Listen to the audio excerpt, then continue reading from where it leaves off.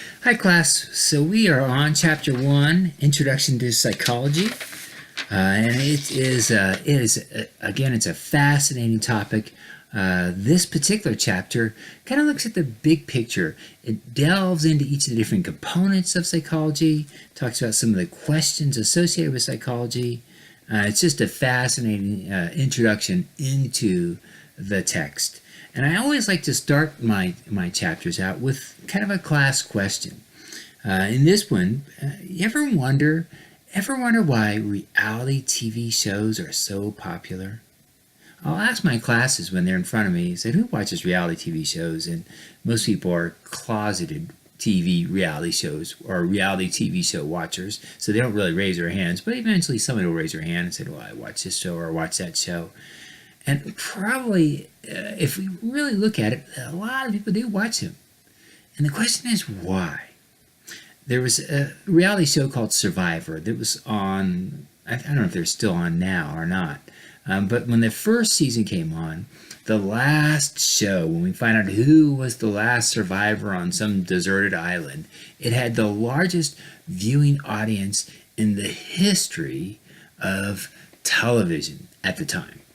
And so it had a tremendous draw, and I always wonder why.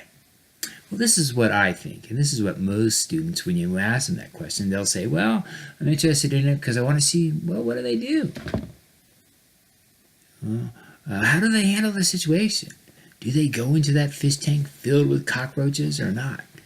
And so what I think is that really, as we delve into this text, is that each of us really are psychologists.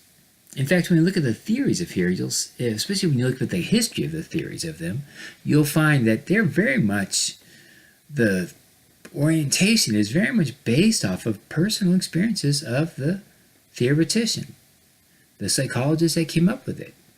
And so it is quite interesting to see that. So I'm always convinced that my students can teach me more than I can teach them. That I learn more from you guys than you'll learn from me as I ask you questions. Of course, unfortunately, in an online class, I don't get that chance to, except through my essay questions, which is always fascinating. I always look forward to reading your responses to them. So it starts out, though, with what is psychology? It defines it. It's a scientific study of thought and behavior. One thing that I want to emphasize on here, as we look at the chapter, hang on for 1 second. I'm just trying to get my notes going there. Hang on for 1 second. There we go.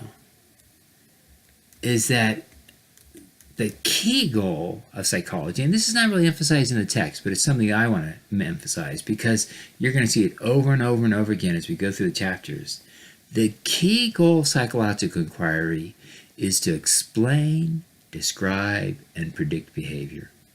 Really, that's what people want to know. Why did the person fly those planes to the towers? Or why did he jump on the train and pull the little woman away from the train before she was killed? Why did he risk his own life? Or what makes people into serial killers? So that's the key goal of psychological inquiry, is to explain, describe, and predict behavior. You keep that in mind as we go through each chapter. You'll see that really that's the emphasis, although the text doesn't really address it that clearly. It is a fascinating study. It's useful in so many different fields. I have friends of mine that are all in a vast variety of professions, from veterinarians to medical doctors to accountants to salesmen, and all of them, for my circle of friends, have had a background in psychology. They finished a bachelor's degree in psychology or an associate's degree in psychology. And it really equips them well to do the work that they do. So it's pertinent in almost every field, and you can see that through the subdisciplines. We've got cognitive psychology, developmental psychology, behavioral neuroscience, personality psychology, social psychology. We talk about all the different types of psychologists that are out there, PsyDs, EDDs, PhDs. We talk about the difference between a psychiatrist and a psychologist. Health psychology, educational psychology, sports psychology, and forensic psychology, which is what I do in my practice. and that is a mixture of the law and psychology, combining those two. Most people think of it primarily as you could do profiling. Most of the work that psychologists do is competency to stand trial. It's in the defense of the prosecution, whether or not someone should receive a capital offense, or whether they should receive the death penalty. Those are things that are typically done in the world of forensics. I specialize in disability law, which I find so interesting because I end up working with testing 1-month-old babies to 99-year-old adults, which is so fascinating to me to see that broad range. It's got a long history starting back in the medieval ages where individuals primarily looked at psychology from a spiritual component. They would say that someone was hearing voices, maybe they were demon possessed. And then it kind of goes back and forth where they think of maybe being more physiological solutions to what's going on, physical explanations for it. Kind of goes back and forth. The treatment of people that have been mentally ill also goes back and forth. Sometimes they've been very humane, with Dorothea Dix, and then other times they've been just horrific treatments and horrific conditions in insane asylums. And so the text discuss each of the different components, kind of got a history of it all, discuss the philosophy, the evolution of the philosophy of psychology from John Locke,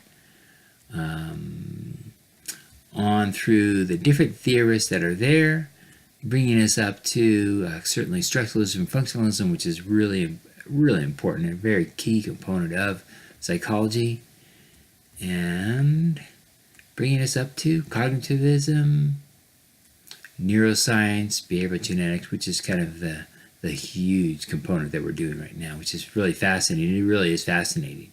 As I mentioned in my introduction, it's amazing how much the brain really affects our body, but now we're seeing how much of the bacteria in our gut affects our body as well. It's really quite interesting. I'm sure there's going to eventually be a whole class on the impact of the stomach with the body as well as with the mind of the body. Typical debates: nature versus nurture. Nature is what you're born with. Nurture is what you're raised with. That's kind of an ongoing debate when you look at psychology. And then the evolution of behavior, they discuss that in the text as well. How we've evolved as a person, how we've evolved to manage our emotions, and how much possibly being aggressive 500 years ago and our aggressive nature today, how that might be a throwback to back then. So it's quite an interesting chapter. I think you'll enjoy it a lot. Like I said, it's primarily an introduction to the field of psychology, all the different subdisciplines, and it's quite a fascinating, interesting read for you. Eventually, ending with again.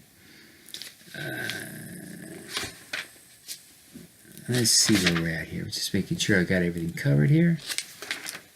Yeah. Ending with bringing it all together over at page 30, and that's where they talk about making connections with psychology in current day events. All right, guys. Hope this is a nice little introduction for it. At least you get a chance to see me and think about some things that I emphasize. And again, it's primarily I emphasize that psychological inquiry is the key goal is to describe, explain, and predict behavior.